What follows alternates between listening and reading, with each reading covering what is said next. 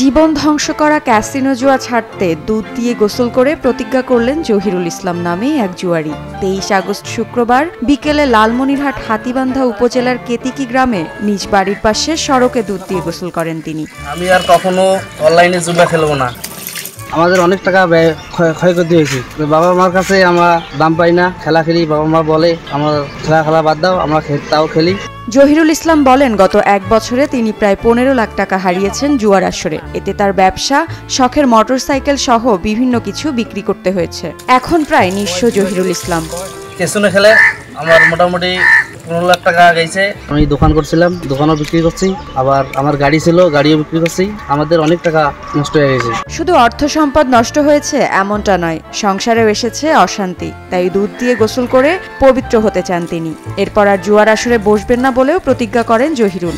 একই সাথে যারা জুয়ায় আসক্ত হয়েছেন বা হতে যাচ্ছেন তারা যেন মরণ নেশা থেকে বেরিয়ে আসেন সেই প্রত্যাশা করেন তিনি। আমি আর কখনো ক্যাসিনো খেলবো না। আপনারা সবাই সচেতন থাকবেন, আপনারা কখনো ওই ক্যাসিনো খেলবেন না। আমি সবাইকে জানাই যারা ক্যাসিনো খেলেন, আপনারা যদি না খেলান তাই ভালো হবে। সময়টা দৌড়াবে। প্রাণডাল মুঠোয় মুঠোয় সময় পার।